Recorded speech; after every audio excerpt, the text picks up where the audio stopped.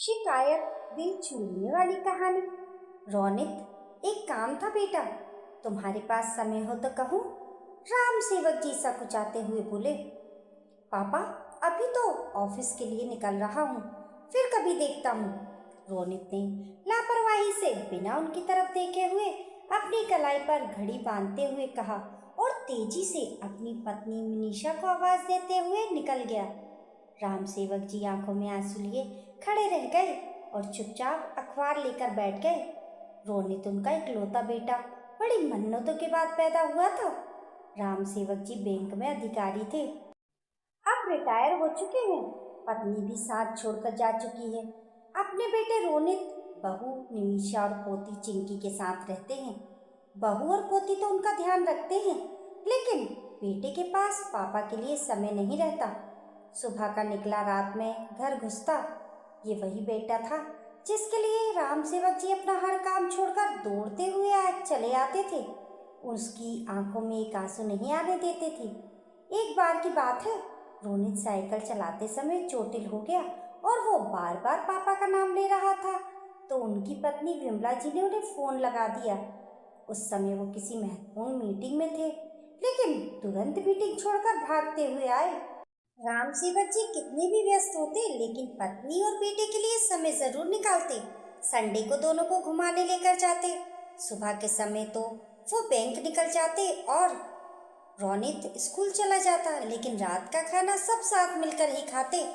जब तक राम सेवक जी घर पर रहते, बेटे का हर काम अपने हाथों से करते। कभी कभी पत्नी हंसकर कहती, मुझसे ज्यादा प्यार तो आप रोनित से करते हैं। पता नहीं हमारा बेटा भी वृद्धावस्था में हमारा इतना ध्यान रखेगा या नहीं। आजकल तो बच्चे जहाँ कमाने लगते हैं, जहाँ उनके शादी ब्याह बाल बच्चे हुए, अपने माता पिता को भूल ही जाते हैं।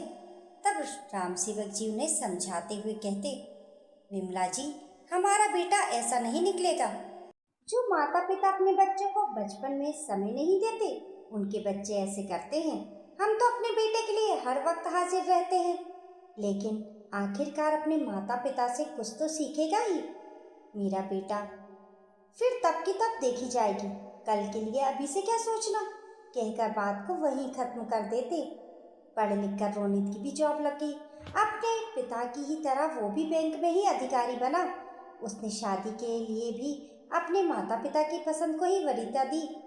राम सेवक जी अपने जिगरी दोस्त की बेटी निमिषा को अपने घर की बहू बनाकर ले आए। वो बचपन से उसे देखते आ रहे थे, तभी से उनकी आंखों में उसे अपने घर की बहू बनाने का सपना घर कर गया था।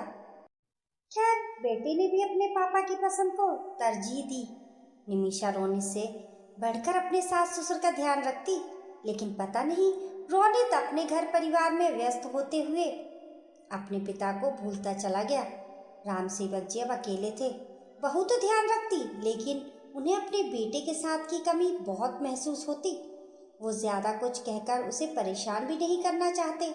आज निमिषा ने सुन लिया था कि पापा रोनित से कुछ कहना चाहते हैं, लेकिन उनके पास समय नहीं है। तब से पापा उदास से बैठे हैं। पता नहीं उनके मन में क्या चल रहा है। पापा, मुझसे कोई गलती हुई जो आप इतना चुपचाप बैठे हैं? नहीं बेटा, तुम तो मेरा इतना ध्यान रखती हो, बस शिकायत अपने बेटे से है, जिसके पास मेरे लिए समय नहीं है। बूढ़ा शरीर है, हजार बीमारियों ने घर कर लिया है। पता नहीं कब चला चली की बेला आ जाए, इसलिए चाहता हूँ कि कुछ देर वो मेरे साथ बैठकर मेरी बातें सुने। कहते हुए राम सेवक जी की आंखों में आंसू झलझला आए, जिसे उन्होंने भरसक छिपाने की कोशिश की, लेकिन निमिषा ने देख ही लिया। शाम को रोनित के ऑफिस से आने के बाद निमिषा ने रोनित से शिकायती लहजे में कहा, आज सुबह पापा आपसे कुछ बात कहना चाहते थे, लेकिन आपने उनकी ओर देखा भी नहीं और चले गए। निमिषा, पापा तो चाहते हैं मैं हर वक्त उनकी आंखों के सामने बैठा रहूं, लेकिन अब क्या ये संभव है? तुम ही बताओ, घर में बैठा रहूंगा तो परिवार कैसे चलेगा? कल को चिंकी को उच्च शिक्षा के लिए बाहर जाना है, तब सारे खर्चे कैसे मैनेज करूंगा? सोचो रोनित, अगर इसी बीच किसी दिन पापा को कुछ हो गया, तब वो तो अपने बेटे से बात करने का अरमान लिए इस दुनिया से विदा हो जाएंगे, और आपको जिंदगी भर में अफसोस रहेगा कि मेरे पापा मुझसे 2 घड़ी बात करने के लिए तरसते ही इस दुनिया से चले गए। इतने स्वार्थी मत बनिए, जैसे अपने हर काम के लिए समय निकालते हैं। प्लीज़ रोनित, थोड़ा समय पापा के लिए भी निकालिए। मुझे आज सुबह से बहुत बुरा लग रहा है। वो एक बच्चे की तरह उदास बैठे हैं। उनसे उनके दिल का हाल जानिए, साथ बैठकर खाना खाइए और हो सके तो कुछ रुपए अपने हाथों से उनके हाथ में दीजिए। सच मानिएगा, उन्हें बहुत अच्छा लगेगा और हो सकता है कुछ दिन के लिए उनकी उम्र बढ़ जाए। तुम शायद अभी ये बात नहीं समझते कि अपने बच्चों के प्रति माता पिता की मोह ममता को जिस दिन अपनी बेटी दूर जाएगी तब तुम्हें एहसास हो तो शायद तब तक बहुत देर ना हो जाए। कहते हुए निमिषा सिसकने लगी। रोनित की भी आंखों में आंसू थे। उसने आगे बढ़कर निमिषा को संभाला और बोला, आज तुमने मुझे बहुत बड़ी गलती करने से बचा लिया। मैं अभी जा रहा हूँ पापा के पास, तुम भी चलो। पापा, आज सुबह आप कुछ कहना चाहते थे मुझसे?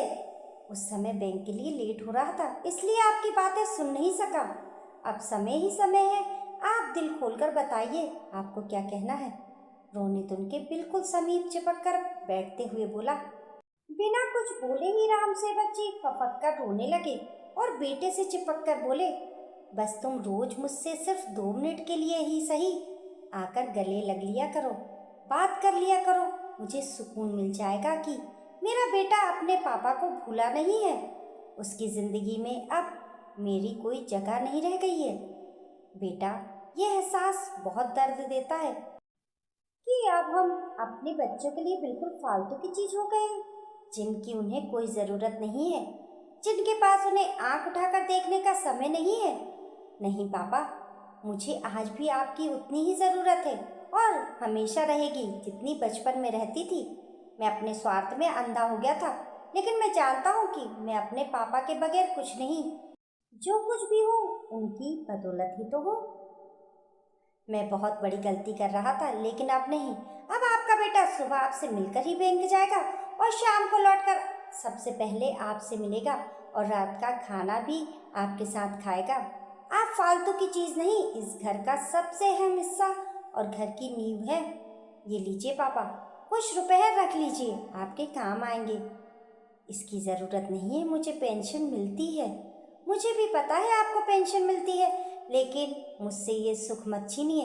मैं चाहता हूँ जैसे बचपन में आप मेरी हर ज़रूरत बिना कहे पूरा करते थे और उसके बावजूद कुछ रुपए मेरे हाथ में चुपके से दबा देते थे, आज मैं भी उस एहसास को जीना चाहता हूँ कि माता पिता के पास कौन सी जादू की छड़ी होती है जिससे वो बिना कहे अपने बच्चों की हर ज़रूरत और दुख दर्द को समझ लेते हैं।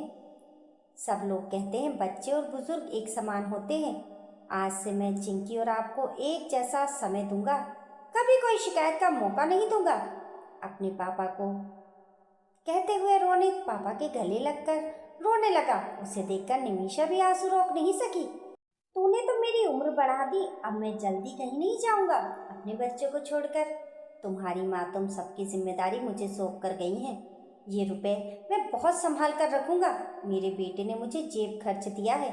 बहुत भाग्यशाली होते हैं वो पिता जिसका बेटा उसे अपने बच्चों जैसा समझे और जेब खर्च दे, क्योंकि बच्चे और बुजुर्ग एक समान होते हैं। जैसे तुम्हें बचपन में मुझसे जेब खर्च लेकर बहुत खुशी होती थी, आज मुझे भी हो रही है अपने बेटे से जेब खर्च लेकर।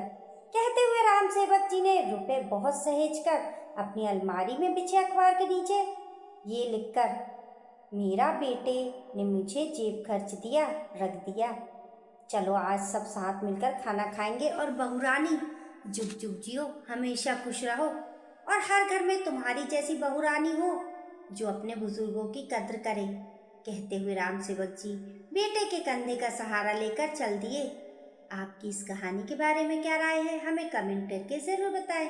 कहानी पसंद आने पर लाइक और शेयर करें। ऐसी ही अच्छी अच्छी कहानियों के लिए चैनल को सब्सक्राइब करना ना भूलें। मिलते हैं फिर एक नई कहानी के साथ, तब तक के लिए नमस्कार।